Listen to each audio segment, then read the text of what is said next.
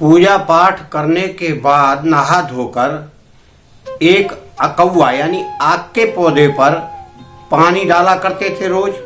और पानी डालते डालते उनको महीनों हो गया। उसके बाद अचानक एक दिन वो पानी डाल रहे थे तो एक आवाज आती है कि तुम्हें क्या चाहिए, तुम क्यों इतनी सेवा कर रहे हो। इस प्रकार की आवाज सुनकर वह व्यक्ति बड़ा आश्चर्यचकित होकर चारों ओर देखने लगा और देखते हुए उसकी समझ में नहीं आया ये आवाज कहाँ से आ रही है। तब उसने देखा कि यहाँ तो कोई व्यक्ति ही नहीं है। फिर उसने पूछा, भाई कौन हो तुम और सामने आओ। तो एकदम वहाँ एक आकृति प्रकट हुई और उसने कहा कि मैं हूँ, मैं प्रेत हूँ और मैं इस वृक्ष पर ही रहता हूँ। इस प्रकार उसका और उस व्यक्ति का आमना सामना हुआ।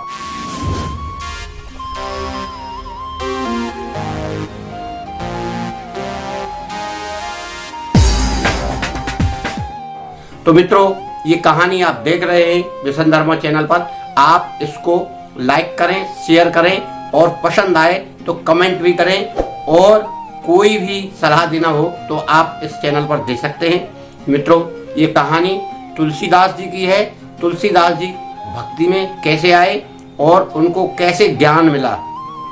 तो तुलसीदास जी शादी हुई थी, बड़े शादी में मगन थे, जवान थे, सुंदर थे और घर गृहस्थी में इतने रम गए कि उन्हें दुनियादारी की कोई शुद्ध बुद्ध नहीं रही।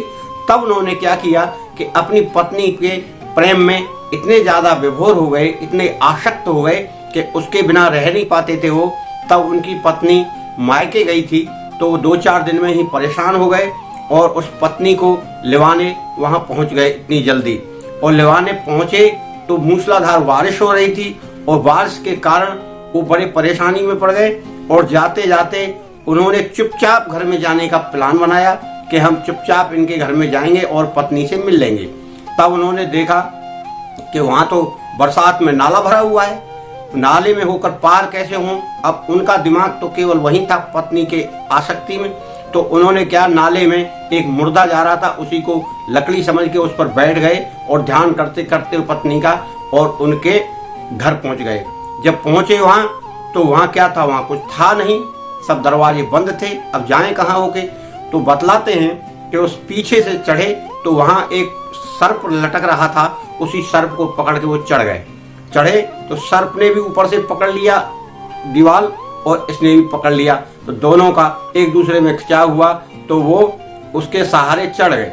इस प्रकार वो अपनी पत्नी के पास करीब रात में 12 के लगभग पहुंचे। तब उस पत्नी ने कहा कि तुम एकदम यहाँ कैसे आ गए इतनी बरसात में और यहाँ। तब उसने वाकया सुनाया तो बड़ी आश्चर्यचकित हो गई। और आश्चर्यचकित होने के बाद, पढ़ी लिखी औरत थी वो, साध्वी और सेवा करने वाली भी, भक्ति करने वाली भी।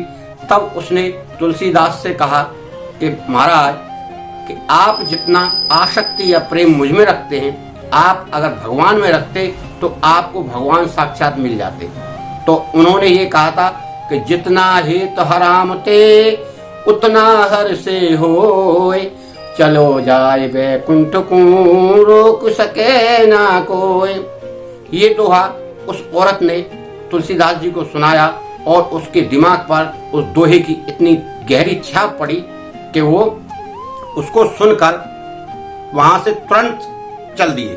पत्नी ने रोका, फिर वो रुका नहीं, रात बरात करते कराते वो अपने घर आ गया और भगवान में लीन हो गया। उसके दोहे ने इतना चमत्कारी कार्य किया भक्ति में कि तुलसीदास जी भक्ति में रम गए।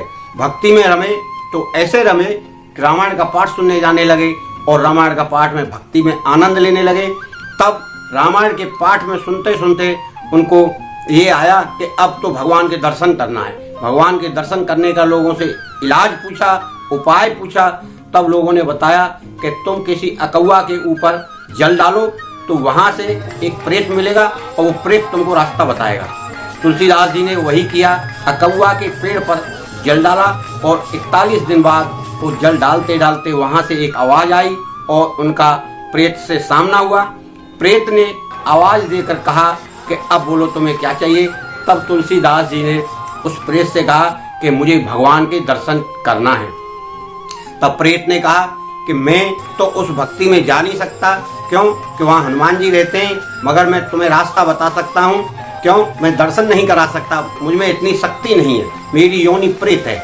इसलिए तुम जहाँ रामायण सुनने जाते हो वहाँ पर जो व्यक्ति सबसे पहले आता है और जो सबसे लास्ट में जाता है वो व्यक्ति हनुमान जी हैं, और वो हनुमान जी ही आपको श्री राम के दर्शन करवा सकते हैं। इस प्रकार सुनकर तुलसीदास जी ने वहाँ रामायण में सबसे पहले पहुँच गए, और उनसे भी पहले एक व्यक्ति उनको बैठा वहाँ मिला।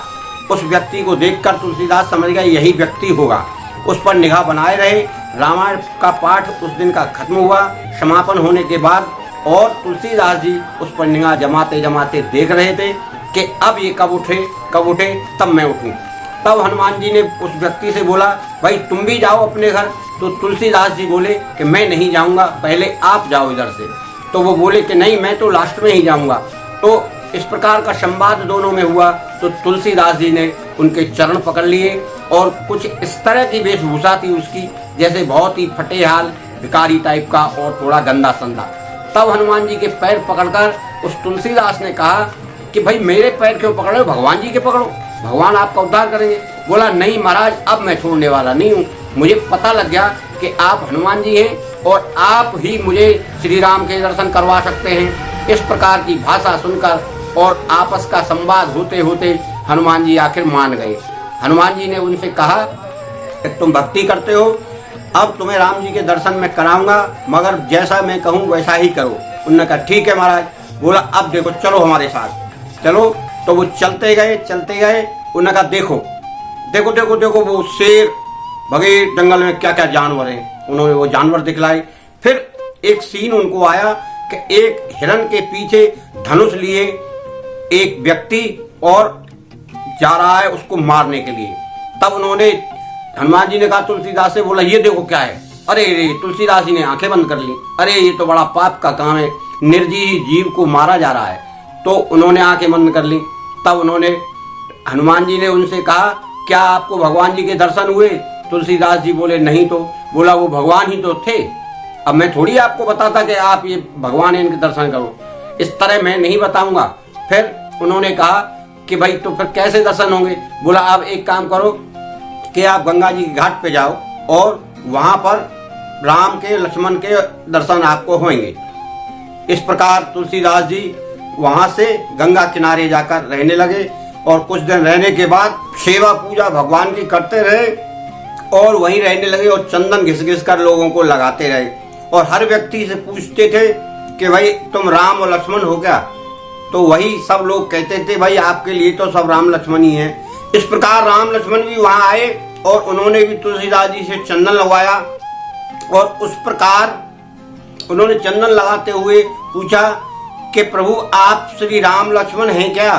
तब उन्होंने कहा आपके लिए तो सब राम लक्ष्मण हैं, आप लगाओ।